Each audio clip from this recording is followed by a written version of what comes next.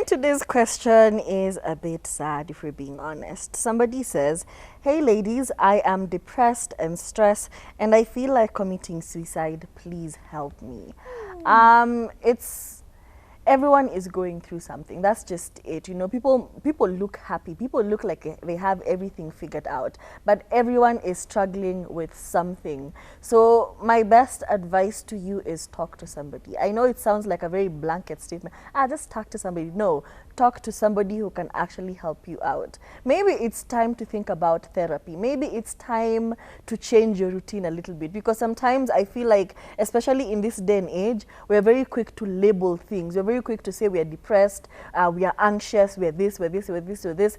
Maybe you just need to change your diet. Maybe you just need to, have a routine in your life. Maybe you need to start working out. Just find something in your life that you'll have to start doing differently. Because let's be honest, if you're waking up and you're doing nothing all day and you get on social media and your friends are just living their best life. I have a friend of ours who was in Doha last week and this week she was in Zanzibar. So imagine if I wasn't doing anything with my life, how depressed I would be comparing us. I'm like, see, we went to the same high school with this babe. Kwani I serve another God. Find something, take accountability for your life and start doing something different. If you're depressed about your weight, start walking. Anza amka tu asubuhi, go for a walk. Start eating healthier. If it's finances, start figuring out how to make that better. Am I going to get another job? Am I going to do something different? Am I going to go back to school? But if you're always stuck in that space, 9 times out of 10, you're going to feel depressed. So before you label yourself as depressed and suicidal, have you done everything that you can do to fix it before you just give up and say, I don't want to be here?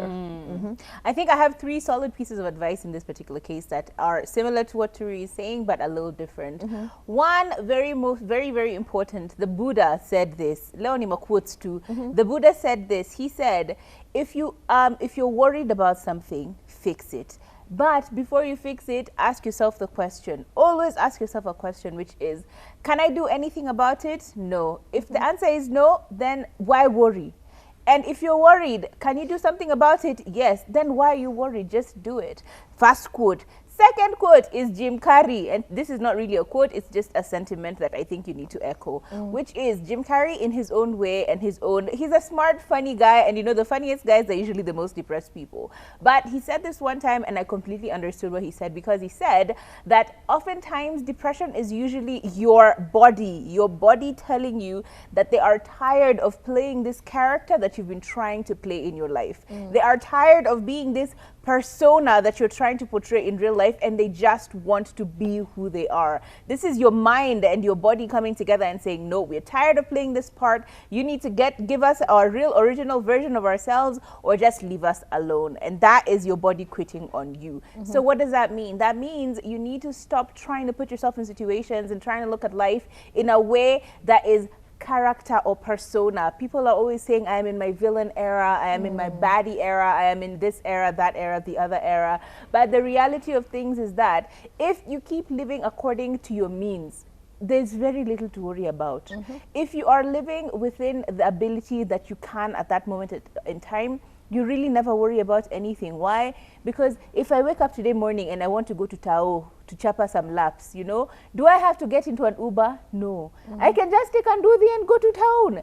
And then Anduthi is probably going to be in my budget. I can take a matatu and go to town for 30 bob, and it will be in my budget. If I want to go Dunda in Westlands or wherever, I can just pick a mat and go there. But the moment I start telling myself, no, I need to, get dressed up, and therefore I need to get into an Uber or a taxi, so that I can be able to get to point A to point B to point C to point D. That's money. Is it money you have? No. And it starts to accumulate. And this is not just financially. We're talking about emotionally and spiritually as well. If you cannot accommodate people's stress and people's livelihoods and people's, the ache that people usually have, and you keep taking it on and keep taking it on and keep taking it on, eventually it will start to rub off the wrong way, and you will start to feel completely exhausted and depressed depression will come in really quickly. So what is the moral of the story?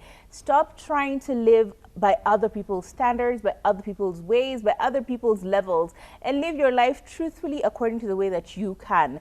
And if you are worrying about the fact that you can't live it, then it's probably because you can't, so stop. I think a lot of people are getting into depression because of what Turi said, comparing yourself to other people. And it's true. That baby girl, my God, it's the way she just lives her life. Maka, you're like, am I poor? Because clearly, if I am not poor and you, what are you? You know, you are on a level of your own. So let's try and live according to our means, okay? Live according to the standards in life that we have set for ourselves. If you cannot afford to get an apartment in Kilimani or Kileleshwa, please get an apartment in Lower Kabete or anywhere else where you can afford it, because that will really ease your pain and your stress every other day. Those are my pieces of advice. And when it comes to suicidal thoughts, the final word of advice that today I had a lot. People always tell you to go to a psychiatrist, but we have Google Bard, which is an AI that you can now use to just have a chat with it. And it very much reciprocates and sounds very human. It will give you advice based on how humanity would look at that particular thing in life. Talk to ChatGPT, talk to Google Bard, or any of these other AI systems that are out there. Truthfully, you will find answers. I have found answers in some cases on my own. I hope we've helped you. Please see someone about it. Talk to a friend. Talk to someone. It will ease up. The pressure will ease up. A problem shared is halfway solved, right?